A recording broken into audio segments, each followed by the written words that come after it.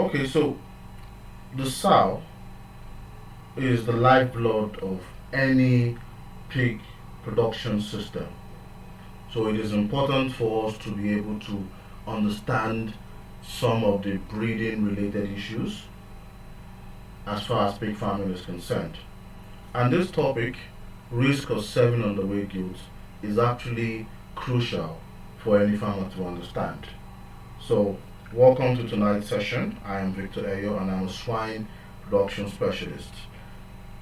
Tonight's session is going to be brief and I'm just going to go straight to the point.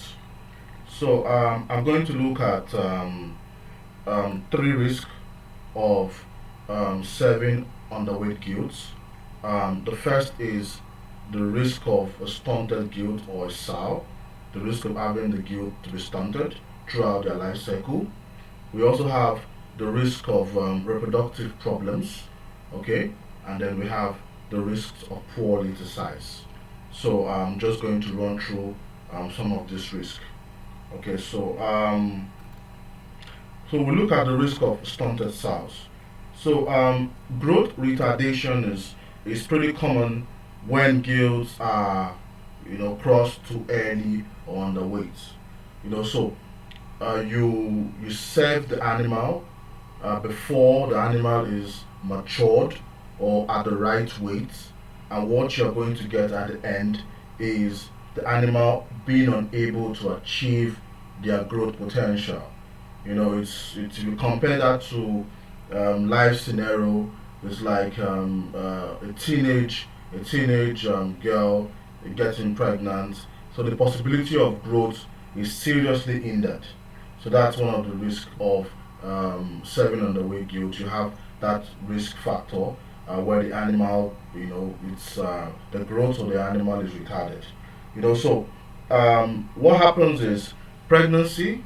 When the animal gets pregnant and she farrows, will naturally halt their growth trajectory.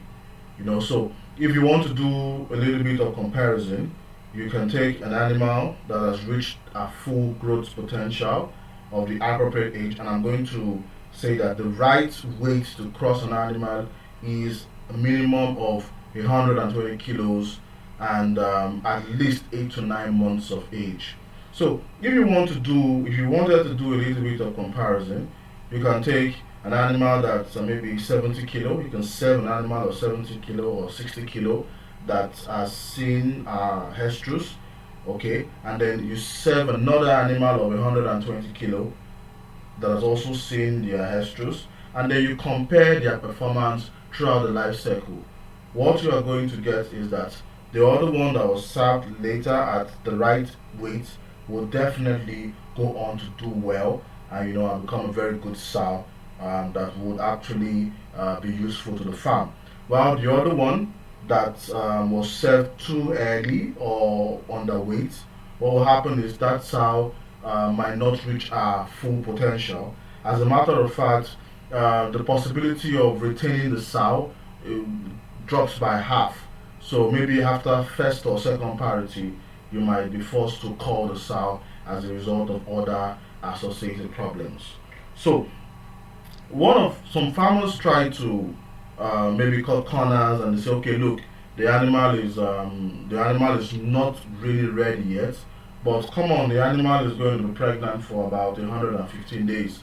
Throughout this time, I can feed the animal, and the animal can grow to our potential. So we want to cut corners by trying to overfeed, during gestation. But one thing you have to understand is overfeeding during gestating or gestation cycles cannot compensate for growth or the maturity of the animal.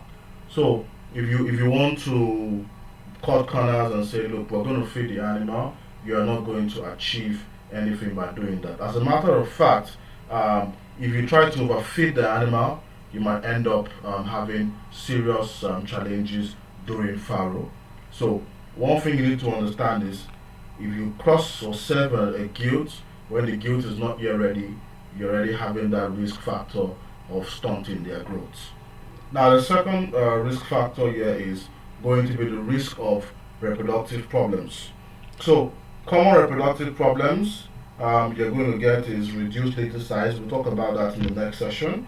Stillbirth. So you might have a situation where most of the piglets die um, undeveloped. Okay, the animal farrows malformed, deformed, or dead piglets. So that's a risk factor because she's not really ready to farrow, or she cannot hold the piglets that she has because, of course, she's not fully developed to perform that particular function that you want the animal to perform.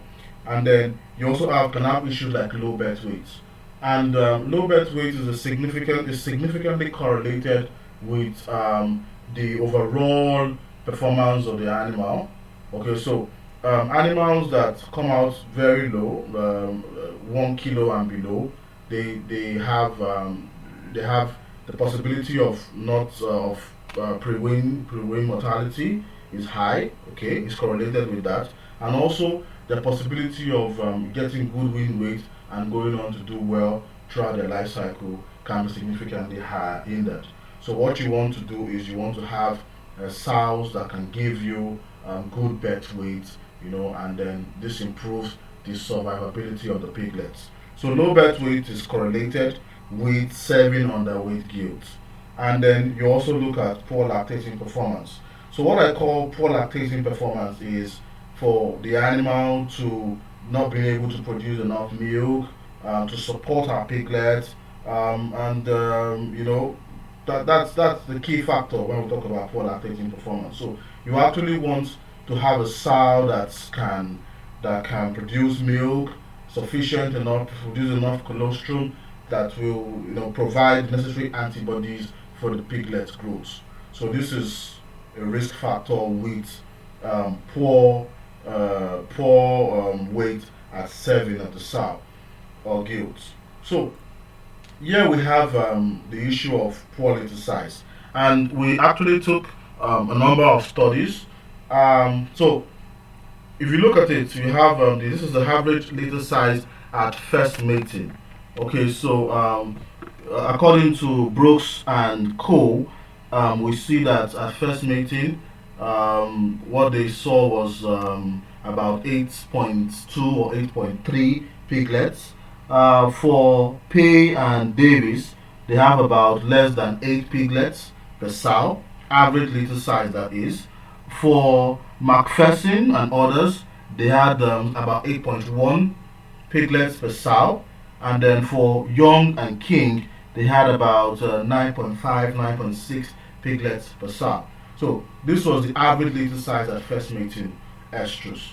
Now, if you look at the second table there, you see that average litter size at third mating, okay, this has significantly improved. So according to the same Brooks and Co, at first mating, you have almost 9.7, 9.8 piglets per sow. If you compare it to what they were getting initially, they were getting about 8.2 piglets per sow. So that's about 1.5 difference. All right. According to Pay and Davis, you're going to be having about between 9 and 9.5 piglets per sow. If we compare it to the previous slide, you'll be getting less than 8. So what you're seeing is the litter size has grown by at least 1 piglet. If you look at Macpherson and others, you see that about between 10 and 10.5. That's a significant improvement from the average litter size at first mating, which was roughly at about 8 piglets. And then lastly, you look at Young and King, that says that at third mating, you can have more than 10 or 10.5 piglets per sow. So what we are trying to say in essence, what the studies or what this research works have done is to say, look, there is no point for you to keep, for you to serve piglets at first mating. If you can keep the piglets up to third mating, allow them to add up a little weight and get more matured, you're going to have more better litter size relative to serving them at first, estrus. Okay, so what are the key to success? You actually want to ensure that you are getting the right result in your breeding program. So you want to serve a minimum weight. You want to serve at the minimum weight of 120 kilo. Okay, you want to serve not later than 8 months. That's, you want to serve at least 8 months of age. You want to serve at third estrus. You actually want to use a matured boa for mating, and you want to serve only on standing heat. So these are keys to having a successful breeding program. So okay, that's exactly what you need to bear in mind. So you want to serve at a minimum of 120 kilo. You actually want to make sure that the animal is not less than 8 months of age. Okay, you want to serve at third estrus, correct? And then in terms of the compatibility, you want to actually use a matured boa for service. Now, there some people have asked questions related to this. Some people say, okay, what if I can get my sow to be 120 kilo at 6 months or so? I said, look, the two factors have to correlate. Two factors have to come together. The first factor is the age of the animal, which is not less than 8 months, and the second factor is the weight of the animal, which is not less than 120 kilo. So if you have those two factors coming together, then you can actually get the result you want to get. All right, so that's just what tonight's webinar is all about. Okay, that's just it. So you can always reach me via email at victor.ayu@livestockafrica.com, or you can send me a WhatsApp message on the number displayed on your screen. All right. So if you haven't subscribed to this channel, do well to subscribe to this channel. We are a lot of people come through, watch the videos. It won't take you up to 5 seconds to just hit the subscribe button on your YouTube page. Hit the subscribe button so that you can actually get notification whenever a new instructional video drops. Alright, so thank you for watching, and stay tuned for more information on this.